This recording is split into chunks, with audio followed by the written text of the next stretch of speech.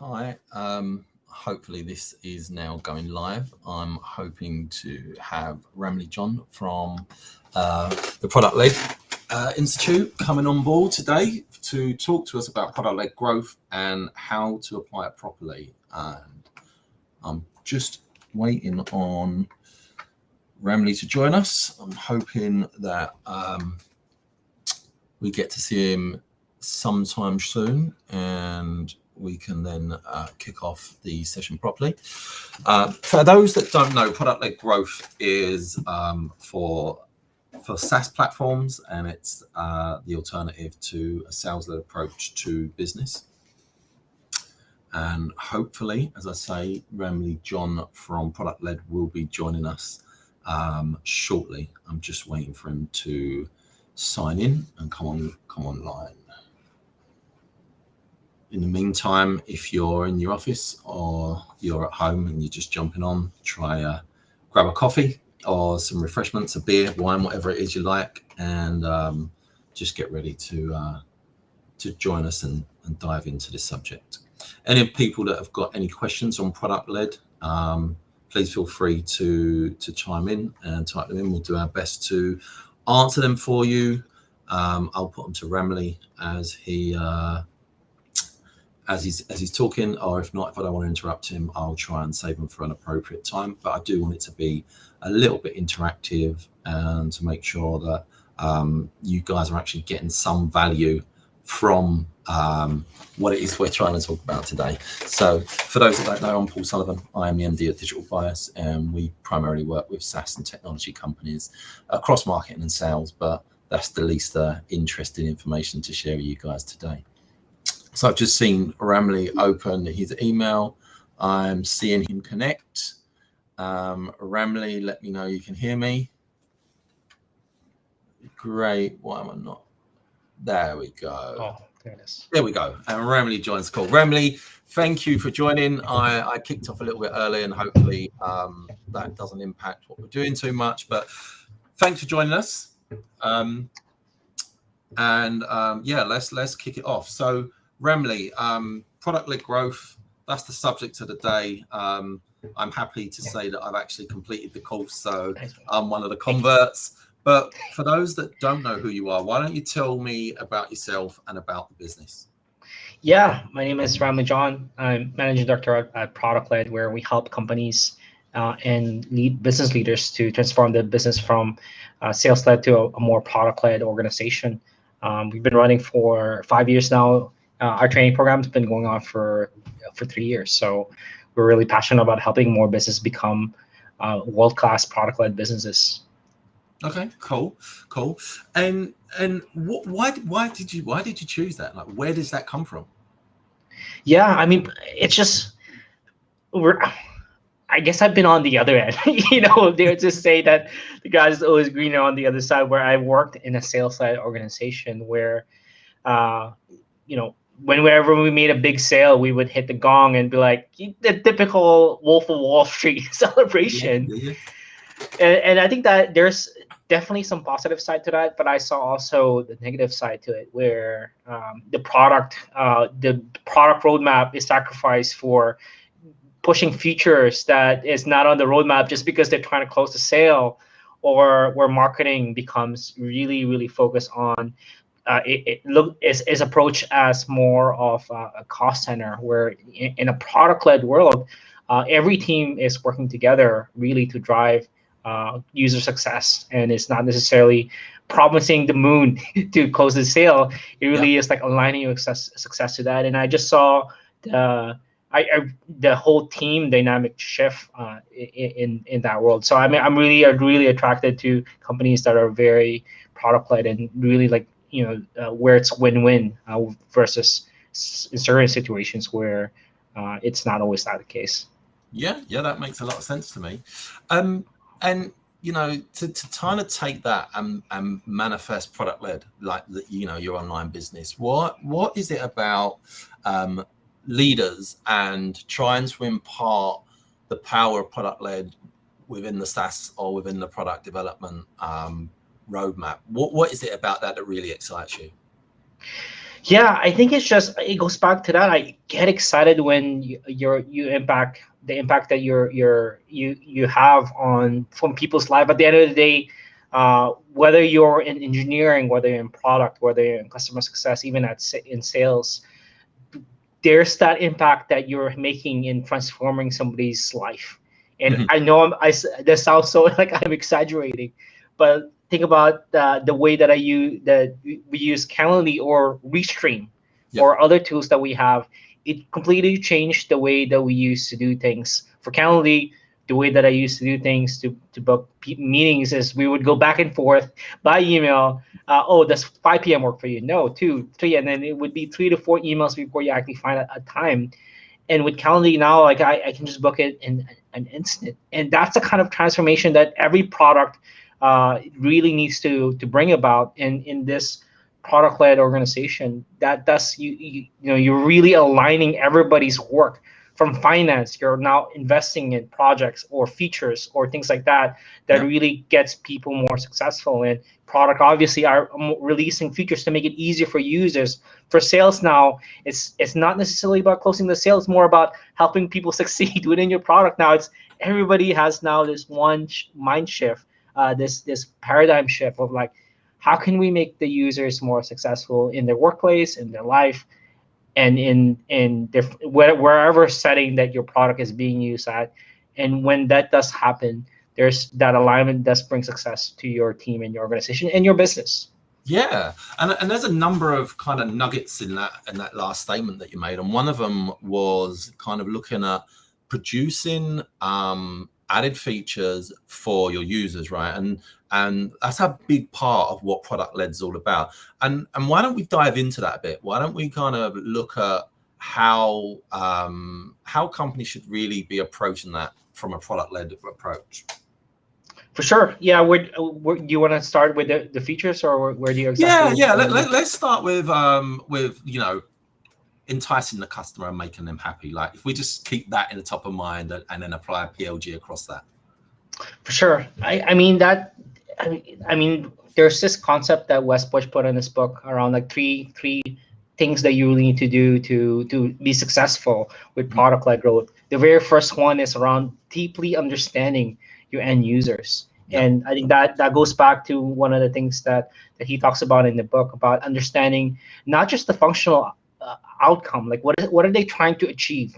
You Mhm. also want to understand exactly the emotional outcome. What are the feelings that they want to feel as a result of using your product? And I know that's like, oh man, you're like getting too far into like the soft side Yeah. into product, but really like you're trying to find a holistic approach to what success is for your users, and that's just not functional. There's also the emotional side. Going back to Calendly, it's removing that frustration and Mhm. really like, and that's one emotion that you're trying to help with your users, but also feeling like they have a new superpower or feeling more productive. Now Mhm. they're not wasting time going back and forth anymore. And the very third piece that Wes talks about in his book around success or outcomes with your end user, understanding that is around the social outcomes, where you're trying to understand exactly how they want to be perceived by the boss, by their coworkers, or by the colleagues. I know often this is often forgotten in the B2B space, where Yeah. B2C, obviously, when you're using Facebook, is very social already by nature, or Twitter, or even Restream, where we're sharing this in a bunch of different platforms. Yeah. But in even a B2B product, people use that in a social context. Like, there's that human element. We're selling not to a business particularly, but there's a human to the other end of that B2B product that is using that product. And Mhm. what setting are they in? Like, what kind of praise do they want to hear from the boss when they use their product? I love this ad that I saw from Canva. Canva is an easy way to create images and logos and business cards. And one of the ads says, "We make you look good in front of your boss, even if you don't know how to design things. No coding, no design experience required." And Yeah. really, that's emphasizing that description and enticing the user is now, hey, we're not just a place for you to design stuff. We're not just a place for you to feel like you're a professional designer, but we're also a place for you to one day be praised, saying, "Hey, Paul, I didn't know you were so creative. How did you design this logo? Hey, Ramley, you're a math major. I didn't know you can design some really cool stuff. When did you learn Photoshop? Like those kind of words is what you want to emphasize in enticing users. When you emphasize the functional, the emotional, and the social aspect to your product, that's a great way to like pull users in and really like speak to them at a core level, and not just the functional or the practical side to what your product really does. That's how I would approach enticing users from the get-go. It's really deeply understanding your users and what they're trying to achieve with the success. Yeah, and I can relate to that because like I use like the Adobe suite, and my sister will just come and smack me right out in the park with something that she's just built on Canva, and like she's just got like no design experience in that field. So I get that, and she's like always warm and excited because she can do that. But that leads me on to like the next part of that, right? So if we've talked about how you're encouraging users in, you're trying to build a product that enables them to be rewarded in their job, by their job, and by the people around them and recognized around them, right? But you have to get those people onto the platform, right? And I found onboarding as part of the PLG course was a part where we dived into that a lot. And I think that I want to open the floor up and let you talk about that, because I think that's a bit of passion for you there. For sure. Thank you so much. It's one of the other statements. I wrote the whole book about product-led onboarding. I really am so like this is I can talk on and on about how this is so critical. I think you nailed it on the head. Like imagine first, this is essentially the first impression a user has with the product. And we know from social science, whether that's in a first date or a job interview where your first interview, like when people form that first impression, usually they form it within 5 seconds, and that impression lasts, and you make an instinctive, like maybe this is like evolutionary, where like you meet somebody for the first time, you already make a snap decision whether you like somebody or not, right? Like Paul's an awesome dude, I want to hang out with him. Like within 5 seconds, you kind of know already. It's the same thing for products. Like people, there's this quote that I really love from Scott Belsky. He's the chief product officer, and we're talking about Adobe. He's the chief product officer at Adobe. He said in the first 15 seconds, people are lazy, vain, and impatient. And really that speaks to that thing that like you have a short period of time. So now what you really want to think about is how do you get people to that success? I was just talking earlier about the functional, emotional, and social outcomes that products do.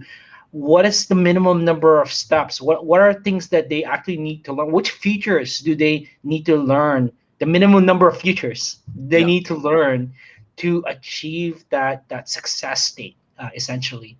And that's how I usually think about it, is how can I bring my users to that success as quickly as possible, whether that is reducing steps. That's one way to improve onboarding, is reduce steps. Second could be to automate, like maybe there's a way to automate, like, or skip over steps with templates and things like that. The third way is through, and this is something that I've seen often when it requires a lot of setup, would be like a white glove approach, where like now there's a human behind the background, like helping you. And I've seen this with a company called Deputy, where like they're targeting restaurants and not very digitally savvy customers. And one of the things they do is like, hey, just upload everything, all the images, and we'll organize it for you. I think that's one way. So I think that there's just, if rule of thumb to make onboarding easier, how can you make it easier for users to achieve success within your product? And I think that's a good rule of thumb for people to follow when they're thinking about onboarding. Okay. And who do you think's nailed it? Like, of the software that you're seeing, right? And you're like me, you're passionate about software. Who has nailed onboarding for you, and why? I'm definitely a big fan of Canva. Like the way that they onboard, like they have one thing I love that they do is like segment their new users very early on. So they ask you, hey, what are you using Canva for? Is it to create presentation slides? Are you a small business that's trying to create logos? Are you a nonprofit that's trying to do this? Are you a student that's trying to impress your teachers? And based on that, what they do is offer suggestions. Like with Canva, once again, it's an easy way to create any types of designs.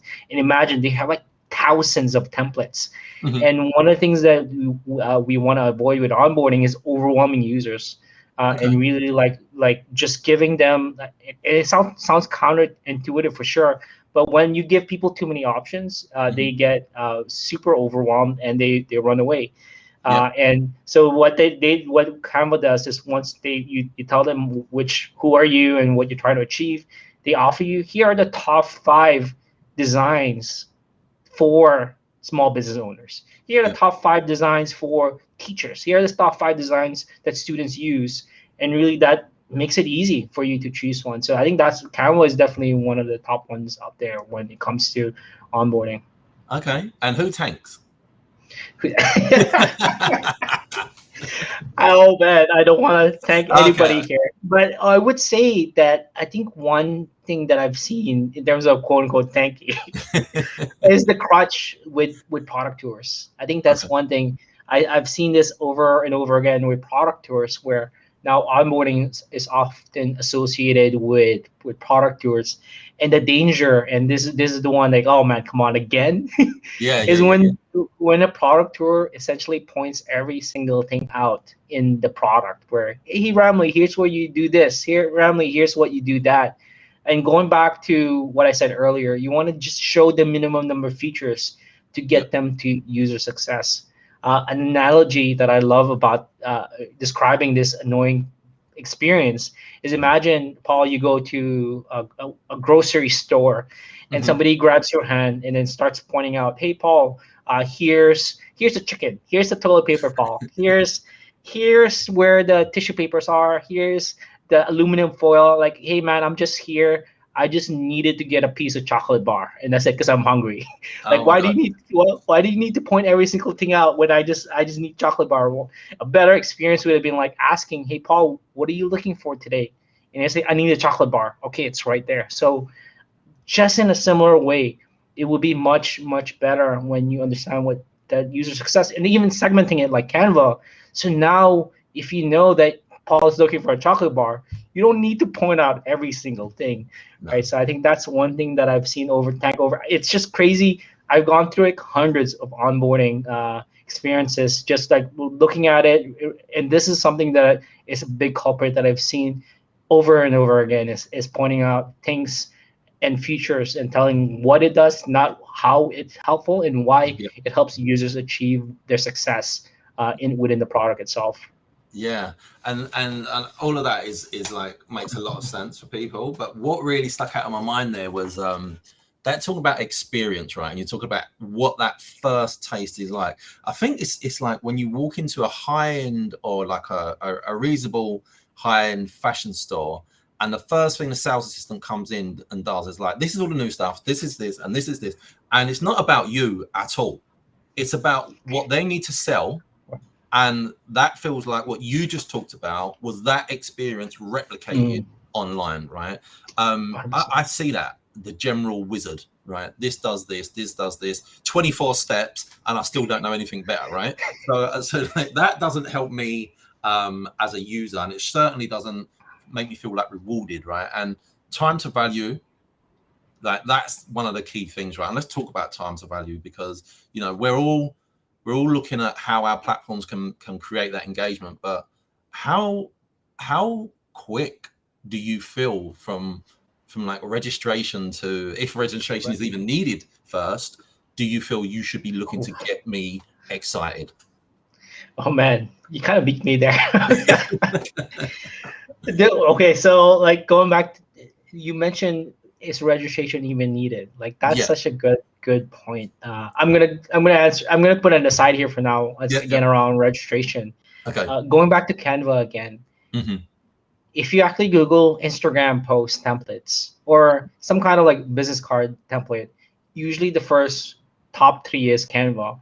And what they've done, and kudos to their growth team, is they drop you into a bunch of templates already around, as an Instagram post. And they get you to start designing it.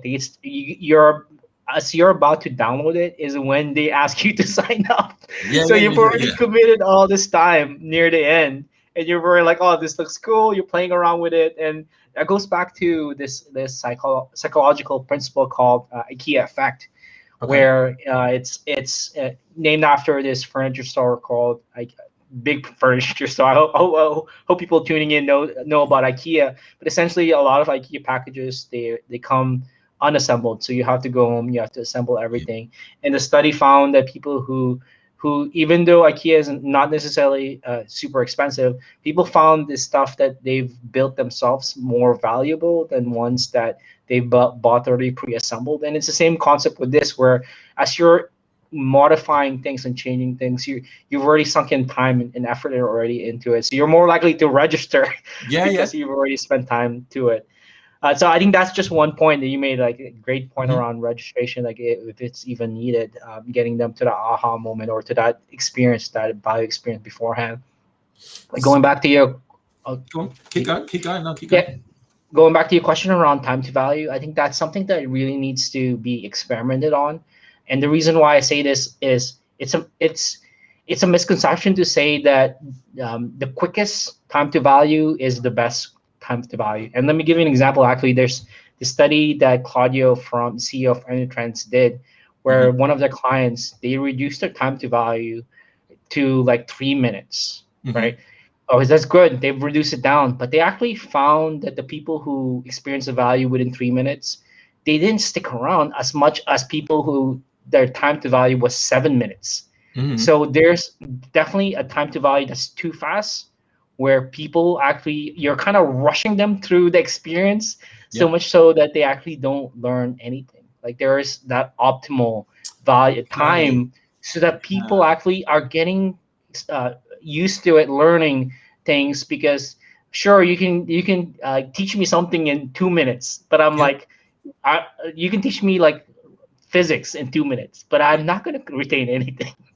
But like if it takes time, like you really need to something that you really need to experiment with and look at your data to see what optimal time to value does it take for me to get new users to experience my value, so that they stick around after 12 weeks. And really, that's what you're optimizing for. We're not optimizing for people to experience that value.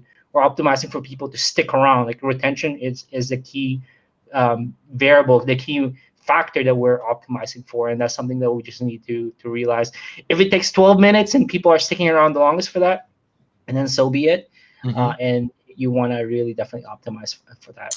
So on that note, how would you differentiate? What would you do to understand if your own product was suitable for a product-led approach, right? Because does it work for everybody? Yeah, that's a great question that we hear, that Wes and I hear over and over again. And it really does depend. I think it depends on a few things, whether product-led is suitable for your business. I think the first thing that you want to look at is you definitely want to look at your users, the type of users that you're serving. An example I bring up all the time is when people are buying jet planes and you're ultra rich. Jet planes. Not like me then. You don't have time to free trial. You don't have time to test drive a jet plane, right? You have somebody to just tell me what is the best one, and I'm going to get it. I think there are certain users where they are too busy, but in that particular example, the buyer might not necessarily not be the end user. So the question now is the end user, do they care about trying things and experiencing it? For most end users, yes. All right. For most end users, they actually try, but there are some users who are they just want to be told what is the best, what is the best one for there. I think that's the first one is your users. The second one that you want to consider if product is right for you is you want to look at your product. Now there are certain products that is super complicated, that doesn't have a quick time to value, like what we talked about. Things like that requires a lot of education still, like cryptocurrency or anything that requires it's very bleeding cutting edge that nobody still understands. In that situation, a huge education hurdle is there. and a product-led approach might not necessarily be the right approach for your business. I think that's the user. You want to look at your product. The last thing that you definitely want to look at is you want to look at your industry. If your industry is shifting more and more towards a product-led approach, a big example that I can think of is way back then, customer relationship management or CRMs were very sales-led, but companies, especially like HubSpot, they saw it in their industry that they were starting to see competition pop up where they were offering a free premium version of their product of their CRM, and they what they did was they were smart and shifted the whole business to a more product-led approach. So I think those three things are something that I would consider whether product-led is an approach for your business, and it's something that definitely I think people need to consider if it's right for them and the users and the product. So I think like two nuggets that you take from there is that typically, not necessarily always, but typically with PLG, you're looking for users rather than buyers, right? You're looking for the people that are going to use the platform.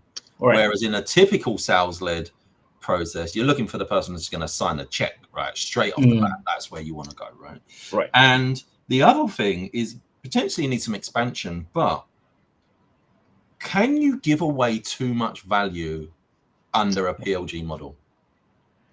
Can you give away too much value? That's a great question. There's a guy that if people are interested in product-led, need to follow, Kyle Poye. He works at OpenView Partners. Okay. And he's been pushing really hard at people should be opening up their product more to it. And he argues in one of his essays that I think limiting features too little kind of limits people from actually experiencing your value, and they get annoyed and they leave. But going back to your question, I think there is a point where there's too much value. And some of the things that you need to consider. I think first of all, do you need to support delivering that value? For example, will you support tickets go up? And it's something, once again, you need to experiment for your product, where sometimes people who like free stuff ask for the most questions. It hasn't necessarily been the case for some people. Actually, it's super interesting. We have some case studies from like Jungle Scout and Tetra where opening up their product reduced their tickets, as long as they scaled up and created support documents and self-serve support ways, so like knowledge base stuff like knowledge base, exactly. Support messages, like messaging instead of like calls. I think that's one thing that you need to really consider. If you give away all of this value, all of a sudden will your support costs raise up? The second thing to that would be around server costs, and it really depends on the business, where if you are serving a huge amount of data, does that result in larger server costs? And then I think that's and the third thing, the factor that often we hear is around conversion. Let's say you offer too much value, will people convert to the paid version? And I think there's a lot of ways to think about this. You want to definitely be looking at the usage of your paid versus your free users. So I think they're limiting based on usage has been a big movement in the product line, where like usage-based pricing, where like you can use it up to X number of uses, and then after that it's now paid instead of like a time bound. I think those are some factors that people need to experiment with, whether there's too much value or not enough value. I would definitely lean on like, are people who are achieving in the free version, are they achieving? Once again, it goes back to the success.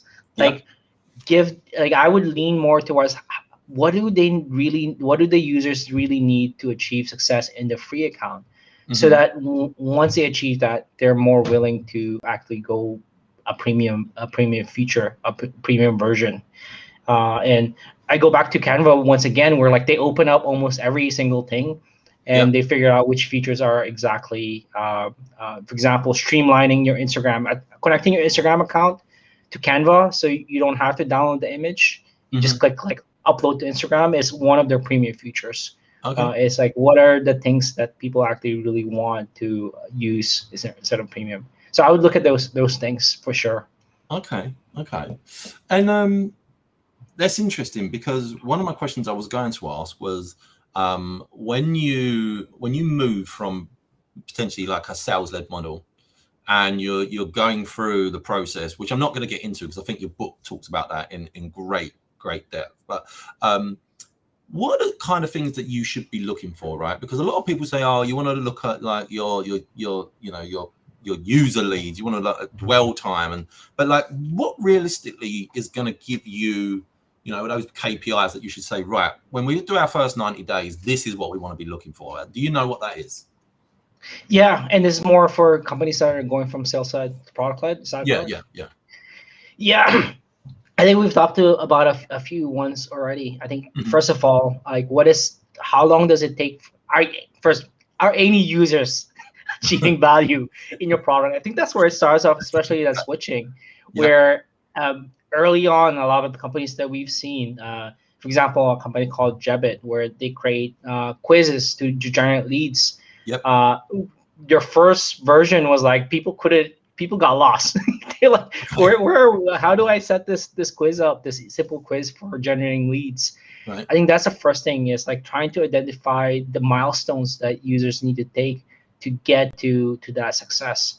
And then you want to start looking now at once some users are getting through there, it's now more about optimizing that time to value, how many people are achieving that value. And long term, you also want to be looking as well at, once they've achieved the value, how many, like what is your free to paid conversion? Are people upgrading? And Yep. what are ways that you can encourage them using in-app tactics, like what we talked about, product tours or checklists or anything like that, or messages or onboarding emails that you can use to encourage people to achieve that outcome, as well as upgrading to the next step. Those are ones that I would definitely look at. It really depends on your user journey. People like, are people signing up for the free trial or freemium? The next step is, are people achieving success with your product? And the very last thing that I would look at, are people actually converting to upgrading to the next level? Would be some of the things that I would definitely look at. Okay. And so is product led just meaning that I can just say, right, we're going to go freemium and that's it, I've opened up my product? What else do I need to do? Oh yeah, I wish it was that. I wish it was that simple. There's this analogy that we've been using, like the iceberg analogy. Right. When people see the iceberg, is usually an iceberg, only you can only see 10% of the iceberg up on top of the sea, and then 90% of the mass of the iceberg is below the sea. Usually, what people see is just the free trial or freemium, but you're already alluding to it. Like, there's a ton of other things you want to consider. We talked about onboarding approach. We haven't really talked about how your culture shifts, how your team shifts. Now, we've been talking a lot about how the culture of the team now, back in a sales led or traditionally, you celebrate sales, you celebrate hitting your numbers. Obviously, in the product led, you want to hit the numbers too, but hitting the numbers is secondary to celebrating the success of your users, because then once again, it's aligning user success to that. And now, who is involved in what they're involved in it also changes.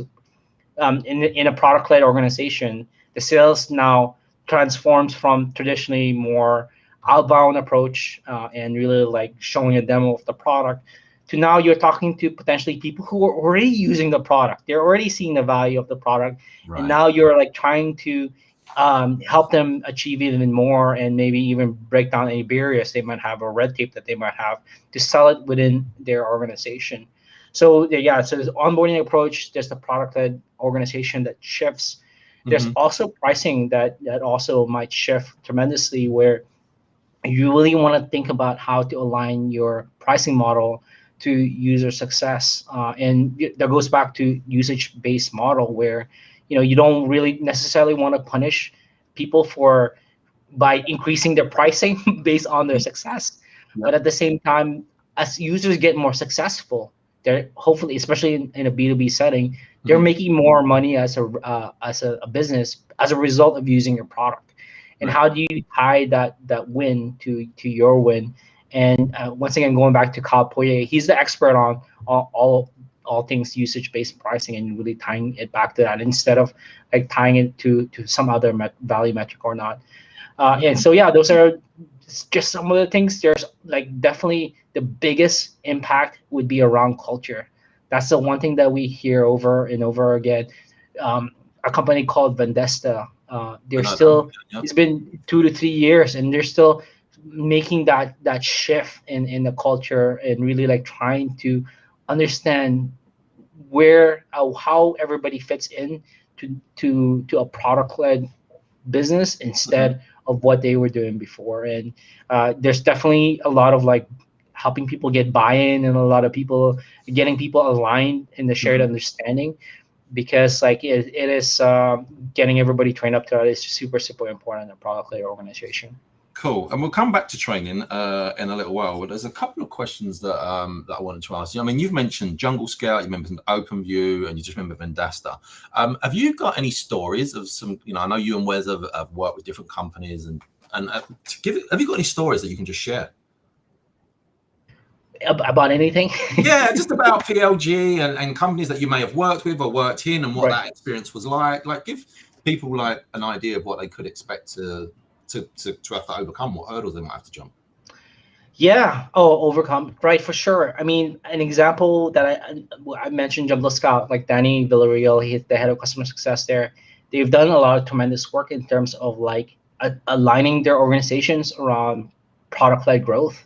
And one of the things they've done is they looked at how, like, once again, going back to the question, how can we make it easier for our users to achieve success? Once again, Jungle Scout is a tool for Amazon resellers, and they have analytics tool on platform.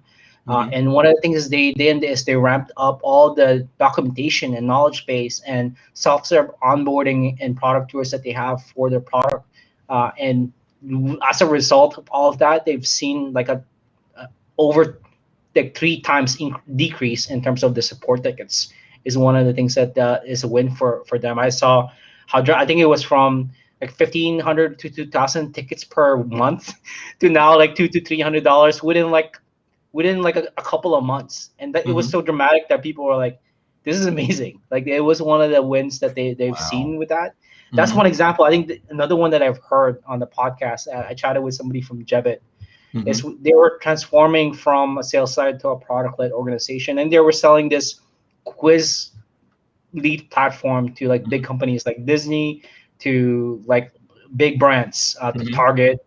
And it was a very sales-led organization. And they were like, Tom, the CEO, being based out of Boston, where Boston is where OpenView is based. He started seeing HubSpot and other companies do product-led, and he told his leadership team, like, we're going product-led. We're going to release freemium. And his team was like, this is crazy. This is absolutely nuts. He created a small product-led growth team. There was like 3 of them: an engineering, a marketing person, a product person, and they started working on this freemium product. The first MVP they released, I told the story earlier. Nobody got success with their product. People got stuck. But one of the wins that he said where the light bulb switch for everyone was the product is traditionally like very like enterprise level pricing, where it's like 5 to 10 grand per month. Okay. And somebody signed up on the weekend, a lead signed up for the weekend, started setting up their quiz funnel on the platform, and then Monday they booked a call with a salesperson, and then Tuesday they closed that deal for a $5,000 a month deal.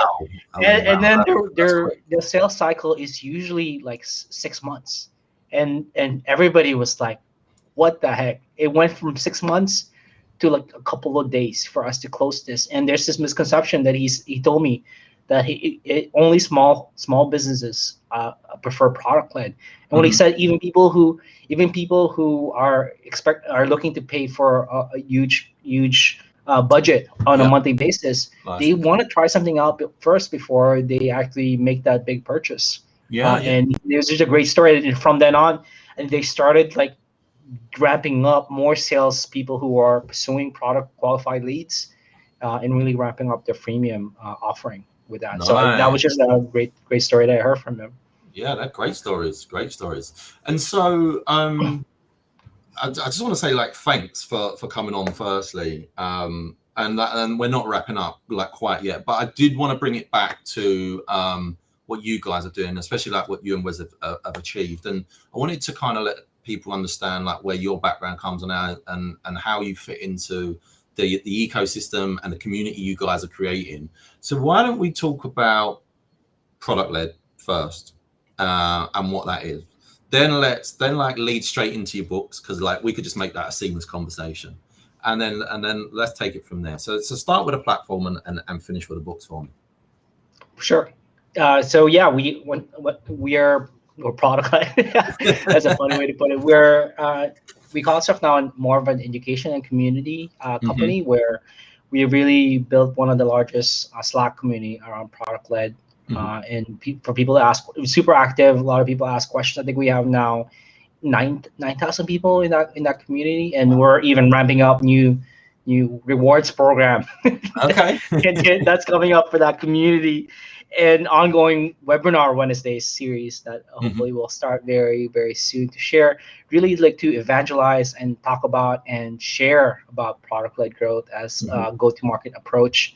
And we also have this training program now that we help train, share, and educate people on the foundation, the foundational stuff to building a successful world-class product-led business. That's a 6 weeks program that runs for 6 weeks, and the next one is coming up is in November 2021. Nice. We usually do that 3 to 4 times a year, and super excited about that. Yeah, I mean, and I'll back that, right? Just before you jump into the books, I'll back that. I've done it. It's not like 20 people. There was like 100 or so in the cohort. It's big. It's collaborative.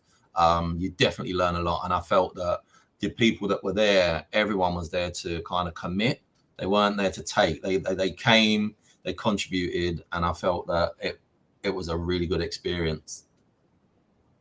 For sure. I mean, you were such one of the best students we've had. And thank you so much. I'm not sure it's true, but I'll definitely take it. But yeah, and then obviously what follows is you guys have both written a book, right? So let's dive into that. I mean, just before you do that, I just kind of can pull this up, and you can see that this one's kind of being read, and this one's yet to be read. But I'm in. Thank you so much. That's such a good shout out. Yeah, I mean, Wes Bush, he wrote the first one, Product Led Growth book, 2 years ago. It was 2 years in June. So I mean, and then what really follows from that book was the product led onboarding, where he dedicated one chapter in his book all about onboarding, and people kept asking him about it. And we find often that that's usually the first thing people ask. Companies that are making the shift from sales led to product led, that's one of the first things that they start asking about first. So like we put together the second book around onboarding and the frameworks that we have around helping people improve their user onboarding experience. Cool. And so just to kind of bring this full circle, and it's a question I haven't asked until you just said what you said. Are you guys still consulting outside of product led with companies? That's a good. We're not necessarily a consulting company anymore, but there is something that we're working out where we have this certificate program, right? It teaches people the foundation, but we've seen companies, once again, Vendesta, where they've been at it for 2 to 3 years. 6 weeks for a course doesn't necessarily, I mean, sure, you're going to learn all the foundational stuff, but one of the things that we're working on is around some kind of coaching program where we can help people with coaches that we're vetting that can help people really answer the questions, give them more confidence around implementing those changes that they have. Okay, cool. Well, listen, Ramlee, it's been a good 45. I think there's been a lot of good information in there, and you've shared a few golden nuggets for us. anyone that gets to see this on a replay, it's a shame that you weren't here to see it. And I'm going to keep running these LinkedIn lives, because I feel like if you really want to learn, come and speak to the people that have done it and be here. And I know for some people in the UK it might be a bit late, but obviously I've got to cater for the speaker as much as I've got to cater for the audience. So I will be replaying this as a video straight off of the company page. But Ramli, the course, great. Where do people go to sign up for the course? Yeah, they can just go to product-led growth or productled.com, and they should find the links there. It's our primary call to action now to run this course that we have. Cool. And you mentioned a foundation. There's actually there's a foundation course before the 6 week course, right? You can do yeah. There's a free course available. And you can check it out as product-led growth fundamentals that people can check out. And it's also available on productled.com. Brilliant. And before I go, is there any one last piece of information that you think would be beneficial that I didn't cover? Yeah, I mean, it really it goes back to this culture around driving, aligning everybody around the user success. And there's a lot of ways to do that. One of the ways that I've seen, and this is somebody from I'm borrowing from Andrew Kaplan. He used to lead up growth at PostScript, Wistia, and then HubSpot, where he would do a full story Friday, where he would just watch the users sign up for the product, and he would invite anybody from engineering, product, sales, even sales. You really want to shift this culture now around celebrating success. That's one example. Another example I've seen is I got a chance to talk to the head of growth at Miro. Miro is this collaboration tool. One of the things they do for company meetings where all hands on deck, they would actually invite customers in to tell their stories into their literally when pre-pandemic, they would fly them into their office and they would share their stories on how they're using Miro. And imagine as an engineer or a product person or as a product, when you're so far away from the customer, you seeing the stories gets you excited and gets you more pumped up about the impact that you're doing, once again, the success you're building into your customers. Anytime that you can, that's exactly where I would start if you're thinking about becoming more product-led, is tying back to stories and success of your customers and sharing that within your organization. I think that's just one thing, final departing words that I would give to everybody. Brilliant. Thanks a lot. I really appreciate you coming on board. I'm sure we'll be in touch. I know we're trying to sort some other things out in the background. So again, I appreciate you coming on, and thanks for all the information you shared today. Thanks so much, Paul. Cheers, family. Take care.